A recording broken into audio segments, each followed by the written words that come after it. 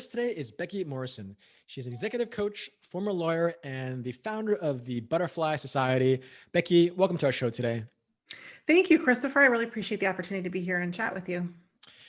I just love the fact that my role in this show is to read about people, learn about people, and then share their stories with the world. And when I read your story, perhaps since you're a lawyer or former lawyer, my brother's a lawyer, I have a lot of friends that are lawyers. So already from a filial piety standpoint, I said to you prior to this show, I'm like, man, I don't know, Becky, if you realize how great of a skill set you have as a lawyer. You're like, what do you mean? I'm like, well, every single entrepreneur, business owner, executive can utilize your skill sets because you oftentimes have a very analytical mind, you know? And I'm curious, when you look back at your childhood, were there moments that you started defining who you were or started understanding that you might have had some of these gifts in yourself as this self-aware person? I'll be really honest with you. It took me a minute to figure it out. And I think we were talking about this earlier, but I landed in law because it's what I thought I should do. And let me tell you where that story starts, if that's okay. Yeah, for sure. So it starts with my parents. I'm an only child. I was raised by parents. My father was a Lutheran pastor, and my mom was a lawyer for a really large corporation for the bulk of her career. And as she moved up the ladder at that corporation, she was given the opportunity to get some leadership development support and training back when leadership development was like the new thing, right? I mean, it was like cutting edge. And so she went through this year-long leadership development program, and probably about halfway through came home one night. And at that point I was in middle school. So I'm going to say about 12 years old, and called a family meeting over dinner, which was unusual. That was not the kind of thing that we did very often.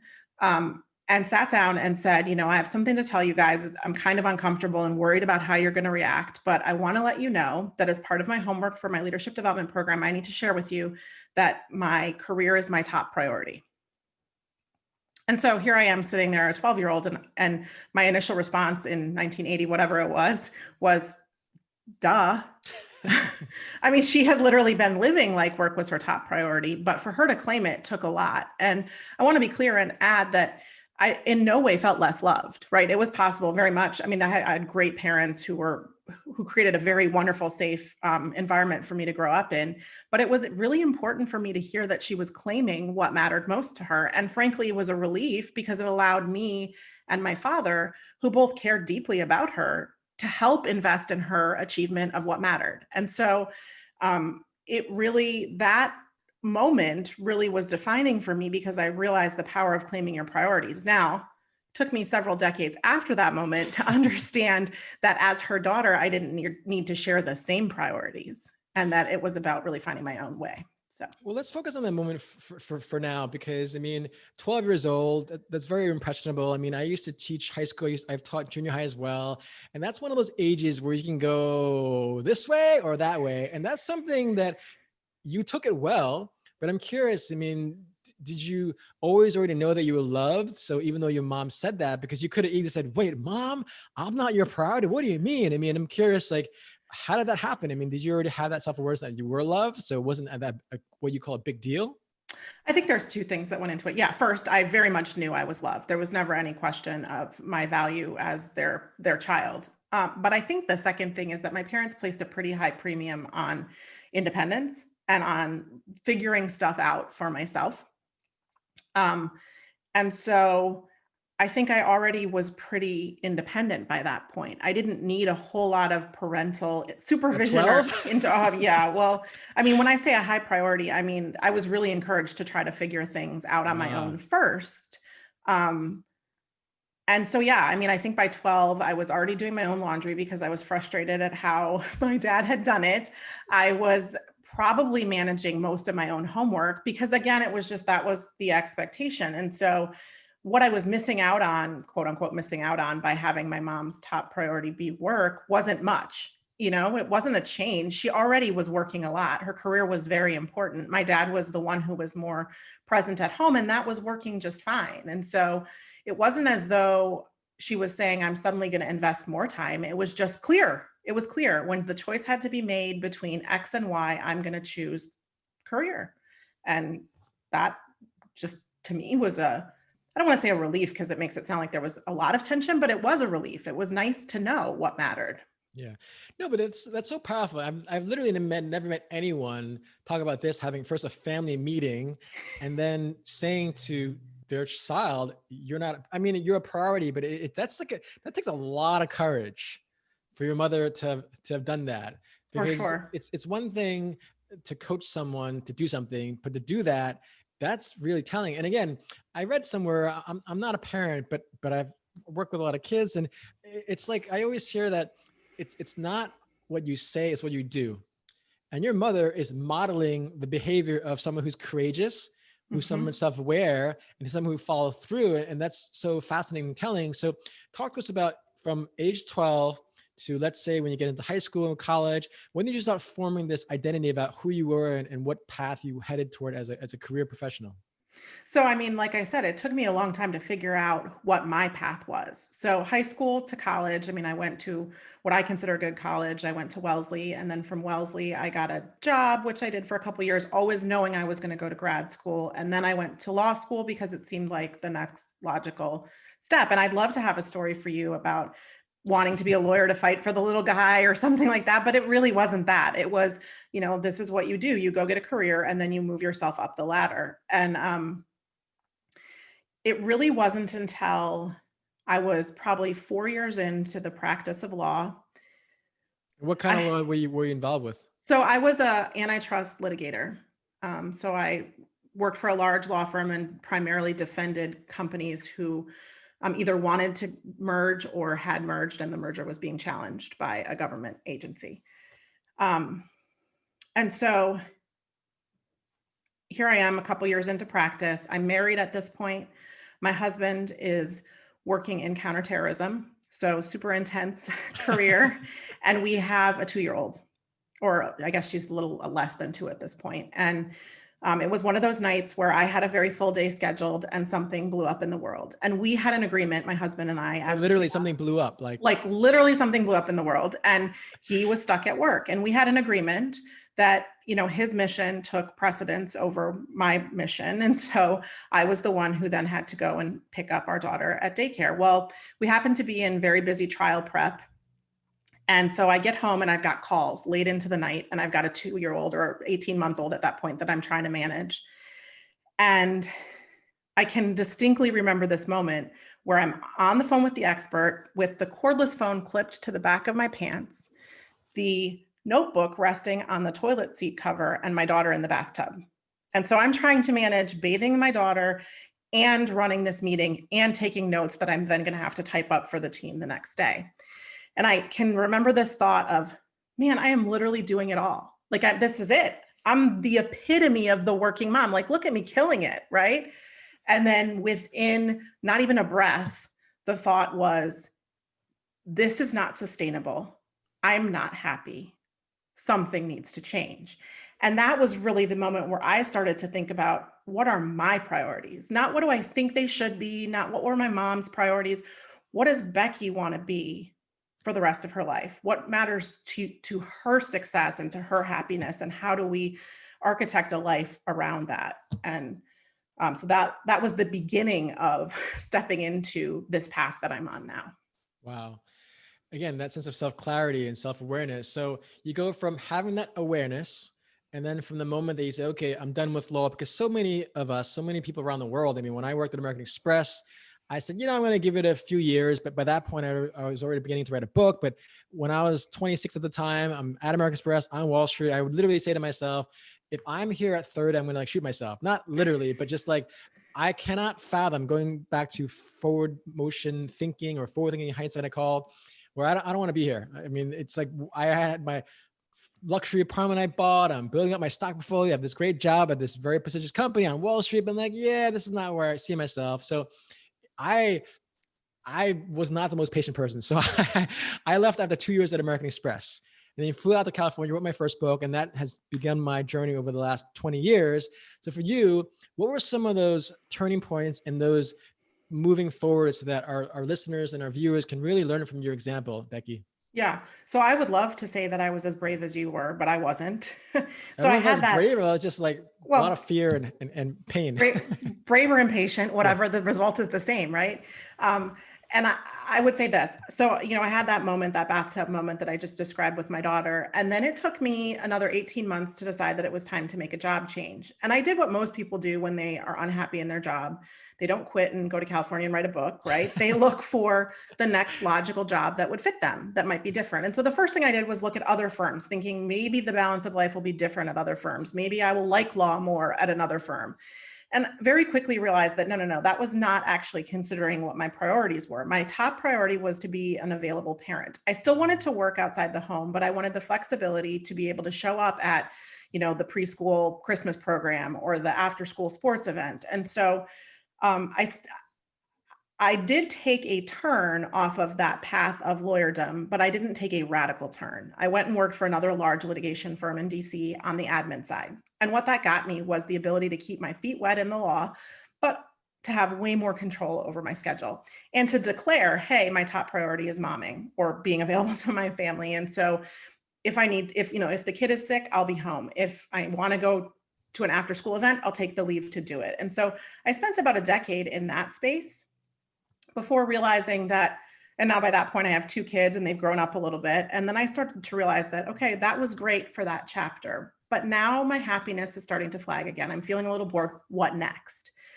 And so took another jump. This one was a bigger, a little more risky jump, kind of outside of the law into the world of finance, working for sort of a small entrepreneurial finance organization, and got my taste of what it meant to be in an entrepreneurial environment. And I was like, this is different, right? And this goes back to, I came from a world where my mom was in corporate and I thought that's what success looked like. I hadn't even considered that there might be this world, this bigger world. And so it's been a series over several decades of breaking down sort of the blinders around the edges of what the possibilities are, and really being able to engage in a wide ranging look at what makes me tick, what makes me happy, and what's possible. And so a couple of years ago, I had a moment where I had, again, to sort of look at what was going on and what did I want to do. And that's where I really took all of the barriers down and said, what, if I could do anything, what would that be? And the answer was help people. Spread joy, help people, serve. And so that's where I really dove kind of headfirst into coaching and working with people to help them on this same journey that I've been on over the course of my life. That's great. And this Butterfly Society, talk to us about that. Is that the company that you created to help other people? So that is one piece of what I do. And the Butterfly Society is really about creating a space and and it's still evolving, but a space for connection and for growth and for support, both from a coaching perspective, but then also like the goal long-term is to create true community for people as they're walking this path of figuring out who they want to emerge into being. What's fascinating, Becky, is I was preparing a presentation last year and I was looking back at this online program I have called GPS, where I help professionals become speakers and online coaches. And as I was piecing together, because it's all about how can I serve, how can I help? And sometimes when you're constantly working, you forget the people you impact. And as I was looking through the Facebook friends of my clients, I was like, whoa, like they all know each other. And then I would ask them, like, how do you know this person? I'm like, Chris, you introduced us. We're part of your program. That's funny. And I forgot, like, wow, Shazad in Sweden met Ernest in Miami, and they're like hanging out somewhere in Europe. And it was just, it just reminded me that business isn't just about business, it's about community. Yep. And community isn't just physical, it's online now. Yes. So when you talk about this Butterfly Society, it's so telling because it's all about that community and this butterfly effect. So why did you choose that butterfly name? I've always liked sort of what butterflies stand for in terms of evolution, metamorphosis, growth, beauty, all of that. But actually the name came up just as I was in this last transition. I had a good friend whose daughter was headed off to college. And she was feeling the pangs of sending her first off into the world. And we were texting back and forth, and I wrote back, I said, this is just her butterfly season. Like, this is a chance for her to emerge. And then I sort of was thinking about that, and I started to get a little bummed. I'm like, wait a minute, your butterfly season's when you're 18? Like, what are we doing with the rest of our lives? And I was like, no. There's many, many butterfly seasons. Like, anytime that you're in this place in your life where a new part of you is emerging, that's your butterfly season. And so that's where that sort of symbolism, that symbology was born with the work I'm doing now. And Becky, the way that you share that, because I just told you one of my mentors, he just turned 77 and he introduced me to Richard Saul Warman, the founder of TED, and he's 85. But what inspires me about both of them, some people might think, oh, I'm going to retire when I'm 60. I'm like, no, these two people, one, my mentor is like in, I don't even know where he is. He's like flying somewhere. And Richard, he's like creating his own gallery or have a show because now he's sculpting and painting. But when you shared that with me, it reminds me that we do have various butterfly seasons, and that's great. Now let's dive into your coaching work, because you shared about your law experience, your parents, and with your husband, like literally a bomb went off. It's kind of crazy and scary, but also I admire his service to our country. But talk to us about that. So you say you want to help people. Mhm. Now, how do you go about helping people, and who do you help? So who are your main types of clients that you like working with? So there's two kind of categories of clients that I'm really focused on right now. And one I call emerging leaders. And what I mean by that actually is leaders who are emerging to a new level of leadership. So somebody who's at a new place on the ladder. Typically, I talk in corporate terms, C-suite or C-suite bound. In law firm terms, it's maybe like on the edge of partnership or about to be a partner. And I work with them to look at their leadership skills, their leadership blind spots, and really help them step into what will be their next level authentic leadership. So that's one category. Then I have a group of people that I work with who fall more in the entrepreneurial space. And so it's entrepreneurs who want to grow. And that's really vague sounding, but let me put a little more structure around that. So maybe their business is at a point where they want to grow their business and they're struggling with issues around leadership, around delegation, around structure, around focus, around clarity, that kind of stuff. Or it may just be that they're at a crossroads themselves, coaching a couple people who are running small businesses and querying, is this enough? Is this all I want to do? What do I want to do next? What's the next butterfly season for me? And what is that going to look like? And so working in that vertical has been a lot of fun too. And then I have a book coming out that I think will have even wider reach. It's called The Happiness Recipe, A Powerful Guide to Living What Matters. And it's really based on the journey of my life, plus my experience coaching people kind of through this process of figuring out what drives their happiness, what they're here to do, and how to make that a part of their life today, not a part of their life someday. You know, Becky, I know you're a formerly trained lawyer, but you have really good marketing prowess. Given the whole butterfly, oh, I'm excited, and the happiness, because all these terms, because when people ask me about branding, you want to smile when you hear about branding. It's not just this corporate language. So the whole happiness recipe, let's talk about that, because I'm literally salivating. You go from butterfly seasons to now, okay, am I gonna have my vegan dinner or going for that medium rare, steak? Yeah. Yeah. So talk about this happiness recipe. So the happiness recipe, I mean, the premise is pretty simple. The premise is that a couple things. First, that we all deserve to be happy and that we all deserve to be as happy as possible right now, right? That we shouldn't be postponing that happiness. And that in order to be as happy as possible right now, what we need to do is do more of what matters and less of the rest. Super easy, right? No, not at all easy. First, we have to be clear on what matters. We have to be able to know and tell other people that this is my priority, kind of like what my mom did when I was 12. We then need to be able to spend our time on what matters and less of our time on the rest. And there's a whole bunch that goes into being able to say no, being able to create that space. And then in the middle, we need to have the mindset and beliefs that support that evolution and that change and that move to doing more of what matters and less of the rest. And so the book is really an action-based guide, along with stories from my own life, stories from my clients, kind of walking people through accomplishing that for the season that they're in right now. And the idea would be that this is a structure and tools that you can use for each one of your butterfly seasons. Yeah. Let's talk about that, Becky, in terms of saying no, because a lot of times we live in a world where it's all about FOMO, fear of missing out. I have a term called more FOM, which is focus on what matters most. It's exactly what I you're love saying, that. what matters most. So a lot of people might have difficulty saying no. So what do you encourage your clients to do when they have all these priorities, but it doesn't matter to who they genuinely are? What are some suggestions and strategies you encourage them to learn to say no more? So, I mean, I think the first thing is to just recognize that we are literally not trained to say no. From a very early age, we are told that we don't say no, right? it's ironic because it's one of the first words that kids learn and like to use. And then we literally, not actually beat it out of them, but we literally beat it out of them, right? We're like, no, we don't use that word, or you don't say that to me, right? So the first thing is just to acknowledge that there are years of programming that make saying no feel bad. The second thing is to acknowledge that because it feels bad doesn't mean it's wrong. Because it's uncomfortable and new doesn't mean it's something that you shouldn't do. So once we can get through those layers, then it becomes bringing a higher level of intentionality to looking at what you're saying yes to. We don't do that.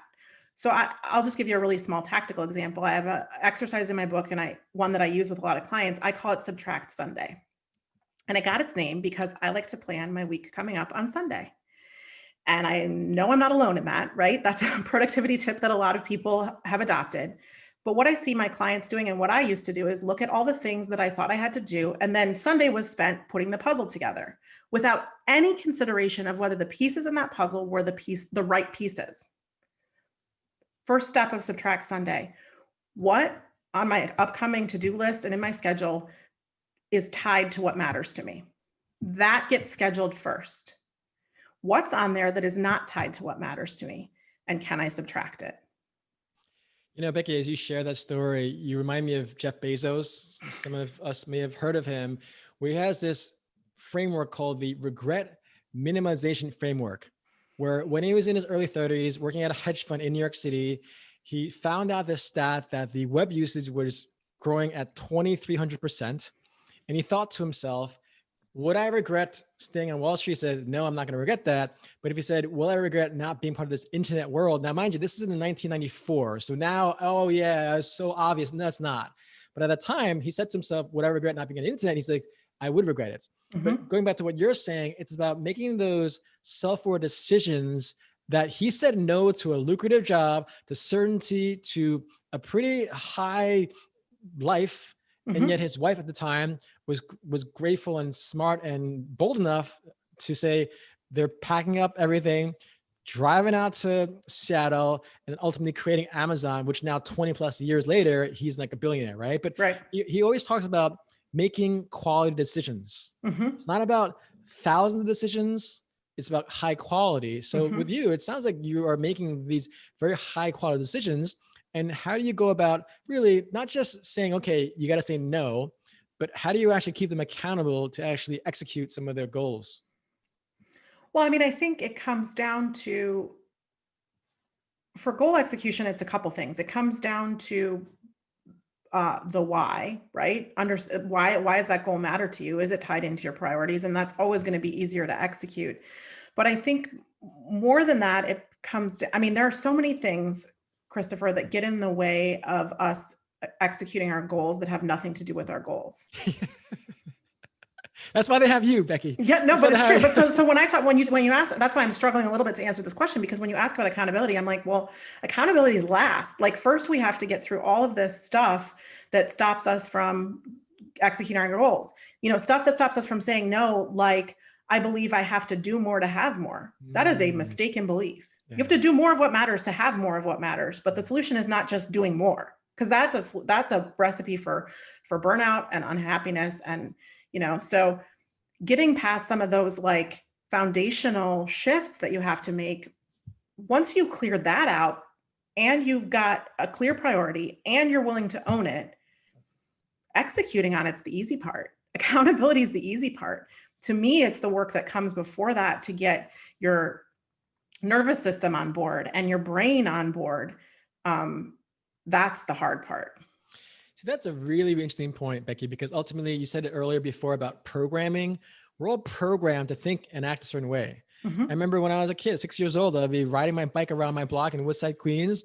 I see my friend Charlie across the street. He's riding his bike. I'm like, hey, Charlie, how are you? He's like, hey, Chris, hey, come over here, Charlie. I want to talk to you. He's like, oh, sorry, Chris, I can't. My mom told me I can't cross the street. Mm-hmm. And that moment of not talking to strangers, not crossing the street, being afraid, the amygdala, fight or flight, and we're programmed. Now, granted, of course, our parents don't want us to cross the street and talk to strangers, but what you just said is so telling and important that all of us should remind ourselves that we're programmed a certain way.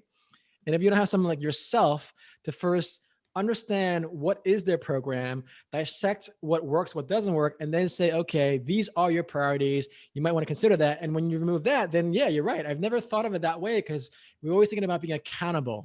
Mm-hmm. And if, let's say, many of us have issues, let's say, with our health, and so I need to be accountable to work and work out more. But if it's not in line with my priorities and I'm saying yes to this and not no to that, so that's a really great way to look at things. My last question I want to ask, and it goes back to your childhood with your mom. It's so interesting because I don't know if you see this, but it's like you're an only child and you're all about community. And your Mm-hmm. mom was about prioritizing her career and you're like prioritizing my family. So though your mom and dad love you, obviously, as you mentioned, but she taught you something very important at age 12. Now you have your own kids. So you help your clients, as you shared very, very articulately. What do you hope your daughter learns from you? Or is there a story that you can share about your daughter that it's so fascinating? You go, your mom priority work and now your priority is your kids, but any stories you can share about your daughter that you hope that she learns or that she already has learned thanks to your self-awareness and your ability to let her be her own butterfly? Yeah, I like the way you said that. I would say this. So, the thing that I focused on with my kids, perhaps because of the journey I described to you, is really not trying to put any shoulds on them. And it's been interesting to be home during 2020, during this pandemic, and have this time with my 12-year-old and my 17-year-old that I value so, so, so much. And an illustration of what the result of not trying to put shoulds, and by the way, I'm not perfect, right? Like I'm a mom, I'm a human, shoulds come You're out perfect, Becky. sometimes. But, really, here she is, she's a junior in high school. She's on the cusp of, going to college. And we've had all this time together over the past 8 months or so to talk about what the future is going to look like, which I know we wouldn't have gotten, but for the fact that we've had this weird world event. And we've spent a lot of time walking in our neighborhood just as something to do. And we've got great nature and we try and get out and enjoy it. And we've had such good conversations. And I've seen her evolve from, well, I should go to the quote unquote best school I can get into, and I should have this kind of career, to having more of a conversation around, what do I want my life to look like? What's important to me? And recognizing that that can change as my seasons change. But starting now, what's important to me? Do I want to leave home and have that typical college experience? Do I want to be able to work and go to school at the same time? What is it that really drives me? And so she's made the shift from all of these shoulds to, oh, I was the voice of Alexa for my school and I took this digital media class and I loved it. And so maybe I want to look at how I can match that up with my love of sports. She's played basketball and soccer since fourth grade. And so I'm probably not going to play in college, but how can I bring my love of sports to this media and marketing stuff? And what do I do with that? And what are the options? And what could that look like? And she's even started her own, albeit small, digital media editing business during this pandemic, because she's been free to kind of chase those various options and look beyond the edges of, we've even talked about, could you have a job someday where you only work 6 months a year? Oh, absolutely. You can have a job And every you 6 weeks. absolutely can. Yeah, I think you can too, but just being open to the possibilities as opposed to, this is how I did it, or this is how Nana did it, or this is how someone else did it, right? You're going to do it the way that you're going to do it. And that's okay. And let's talk about what you need to get out of it. Becky, what's so inspiring about your story to kind of end this episode up is that you grow up with a mother and a father that loves you. You have the sense of self-awareness, and now here you are as your own mother. But the fact is that your daughter is already 17, so she's already a young woman. But as you train and coach and mentor her, she will be a better person, and ultimately she'll be a better girlfriend and husband and mother, and then community contributor in the world. So like this whole butterfly effect community, it's just so interesting that as you're sharing your story, I'm like piecing these things together. I'm like, oh, this is so cool. But the reason why you're so inspiring as both a mother, a leader, former lawyer, and executive coach, because you see all these various elements. But at the end of the day, people need to be inspired. If they're not talking about happiness recipes or butterflies, it's frankly really boring. It's not just about goals. Yes. It's about inspiration. So thank you so much for inspiring me and our audience. Becky, thank you so much and have a great day.